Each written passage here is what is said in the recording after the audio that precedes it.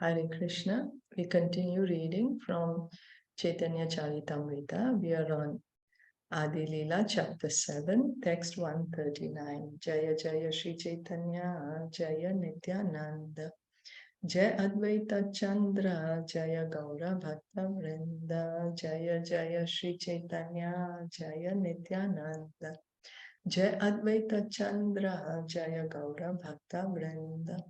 Jaya Jaya Shri Chaitanya Jaya Nityananda Jaya Advaita Chandra Jaya Gaura Bhakta Vrinda Swarupa Aishwarye Tanra Nahi Maya Ganda Sakala Vedera Haya Bhagavan Se Sambandha. Translation and purport by His Divine Grace A.C. Bhaktivedanta Swami Srila Prabhupada. In its original form, the Supreme Personality of Godhead is full with transcendental opulences which are free from the contamination of the material world. It is to be understood that in all Vedic literature, the Supreme Personality of Godhead is the ultimate goal. So, God's form is not material. We think form means material. No. As there is material form, why is there a material form? Because there is form in the spiritual world. There is a spiritual form. And because this material world is a perverted reflection, there is form here in the material world. Just like when we stand in front of the mirror, because we are standing in front of the mirror, the reflection can be seen, right? The reflection does not just automatically appear out of nowhere. There has to be the substance. So form. The original form is in the spiritual world. So God's form, even when he comes to the material world, is spiritual. He does not take up a material form as we do. We are spirit souls, we are the Jivatmas. But when we come to the material world, we take up this material body. And that is the difference between God and us. We can never become God because we are part and parcel of God. So, and the goal of all Vedic literature, what's the goal of all the Vedic literature? To understand Krishna. Vedescha sarver aham eva vedya. Krishna says in Bhagavad Gita. All the Vedas are teaching us what? To understand that God is a person. His name is Krishna. He is beautiful. He has beautiful opulences. And that we each have love for him in our heart. And we need to revive that love and go back home, back to Godhead. Be situated in that love. Tanre nirvishesha kahi chik chakti namani ardha swarupa namani le purnata hayahani. When we speak of the Supreme as impersonal, we deny his spiritual potencies logically. If you accept half of the truth, you cannot understand the whole. So we have to understand the truth entirely. We cannot just take one portion and say, oh, I like this portion and I disregard everything else. Just like Ardha Kukur Nyaya. I like the back part of the hen because it gives me the eggs.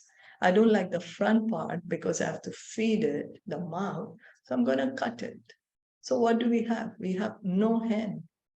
So if we say that God is not a person, that God does not have energies, then we are not understanding the truth. We have to accept the truth, whether we like it or not. The truth is not based on our beliefs or based on our likings. The truth is the truth. So in the Upanishads, it is stated, Om Purnamada Purnamidam Purnat Purnam Udachyate Purnasya Purnam Adaya Purnam Eva Vashishyate. This verse, which is mentioned in the Sri Upanishad, Brihad Aranakya Upanishad, and many other Upanishads, indicates. What does it? So it's coming in many Upanishads. Om Purnada Purnamidam. What does it say? Indicates that the Supreme Personality of Godhead is full in 6 opulences. So everywhere it's being said, God is full in all opulences. So now what are the opulences? Does anyone remember what are the opulences?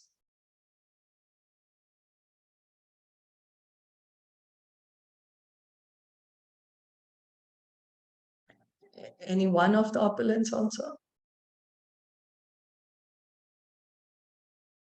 Well, that he has all knowledge, all beauty. It's written here.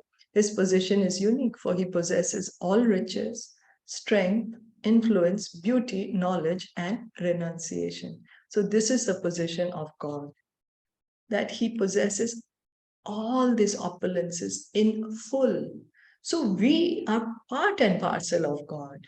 So we have these opulences in minute quantity, in tiny quantity, but God has these opulences in full.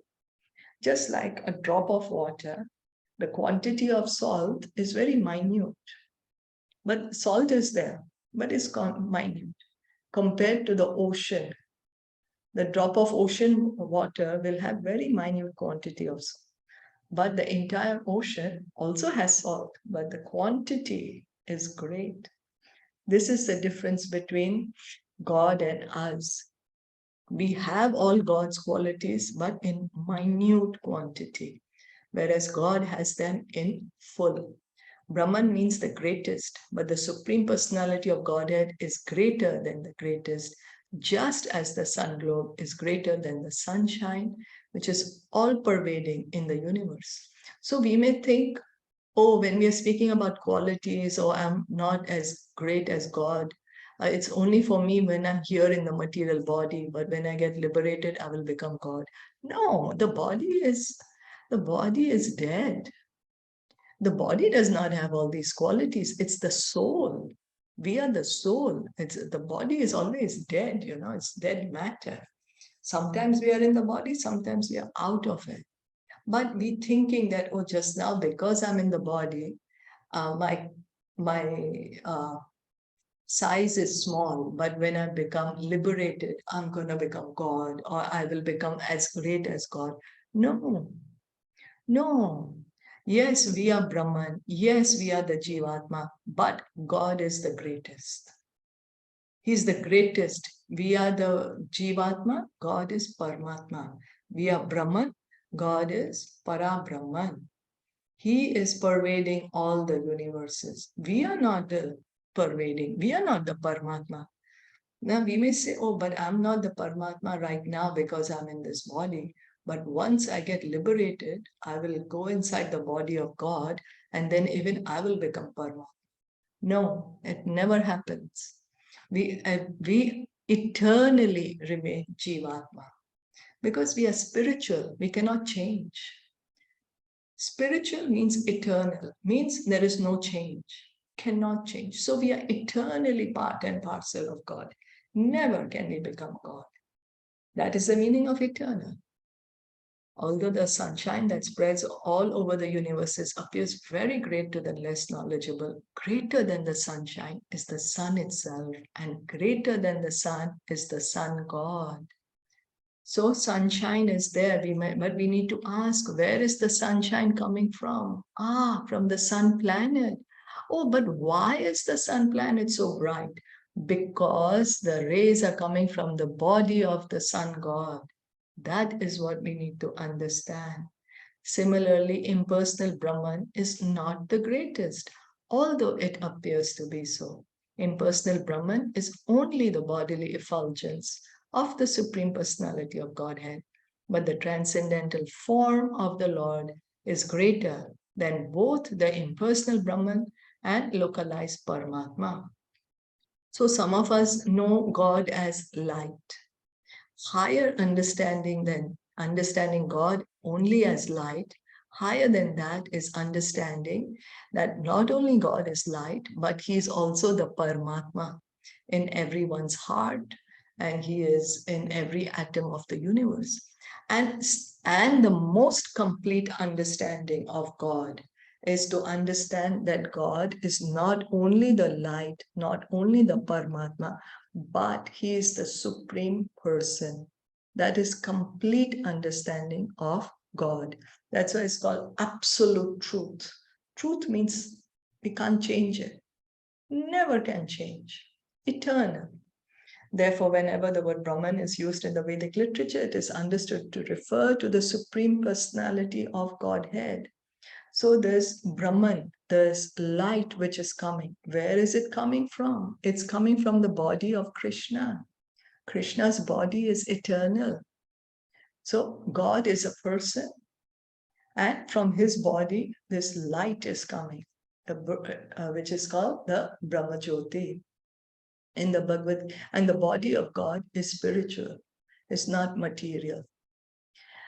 In the Bhagavad Gita, the Lord is also addressed as Parabrahman. Mayavadis and others sometimes misunderstand Brahman because every living entity is also Brahman. Therefore, Krishna is referred to as Parabrahman, the Supreme Brahman. So we, the we Jivatmas are Brahman. But Parabrahman is only Krishna.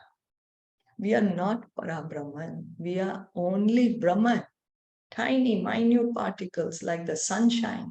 You know, when we see the sunshine, which is filtering through the window, we see tiny particles of dust floating in that sunshine. We are like that, tiny, tiny particle. Does it mean that we are the full sun from whom this sunshine is coming? No, we are just a minute particle. This is the point we need to understand.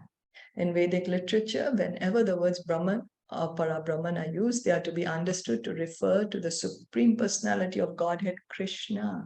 This is their real meaning. Since the entire Vedic literature deals with the subject of Brahman, Krishna is therefore the ultimate goal of Vedic understanding. So all the Vedas are there for us to understand that Krishna is God and that we have a loving relationship with him.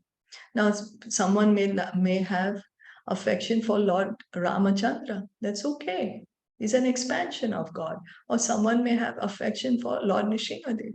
That's fine too. He's an expansion of Krishna. These are all Vishnu Tattva. It's all God. But if we say that that a demigod is God, then we are mistaken. Demigods are not God. Only God is God. So the impersonal Brahmajyoti rests on the personal form of the Lord. Therefore, although the impersonal effulgence, the Brahmajyoti, is the first realization, one must enter into it, as mentioned in the Isopanishad, to find the Supreme Person, and then one's knowledge is perfect. So just understanding God as light, our knowledge is not yet perfect. We need to perfect our knowledge. We need to enter into that light and see the form of God. Then we are having perfect knowledge. The Bhagavad Gita 7.19 also confirms this. Bahunam janmanam ante jnanavan mam prapadyate. Krishna says in Bhagavad Gita chapter 7, text 19, after many, many births and deaths, one who is actually in knowledge understands me, that I am the absolute truth. Vasudeva Sarvam Iti. That I am God. One who is in knowledge, after many births and deaths, he can come to this point. So now we don't have so much time. So what shall we do? Krishna says, surrender unto me. And by devotional service, we can understand him quickly. That's the reason we engage in hearing and chanting. So that instead of taking many, many lifetimes, we can understand Krishna faster. Even in this life, if we are sincere enough. Krishna says, I can be known only by devotional service. So one's search for the absolute truth by dint of speculative knowledge is complete when one comes to the point of understanding Krishna and surrenders unto him. That is the real point of perfectional knowledge. So our knowledge, till the time we don't surrender unto Krishna, our knowledge is imperfect. Imperfect. Perfect knowledge is understanding Krishna as God. I'm part and parcel of Krishna, and engage in that loving relationship with Krishna. That is perfect knowledge. Partial realization of the absolute truth. Oh, I'm sorry. Let's stop here for today. We are already over time, but this is got confused. So yeah, let's stop here for today. Did anyone have any comment or question?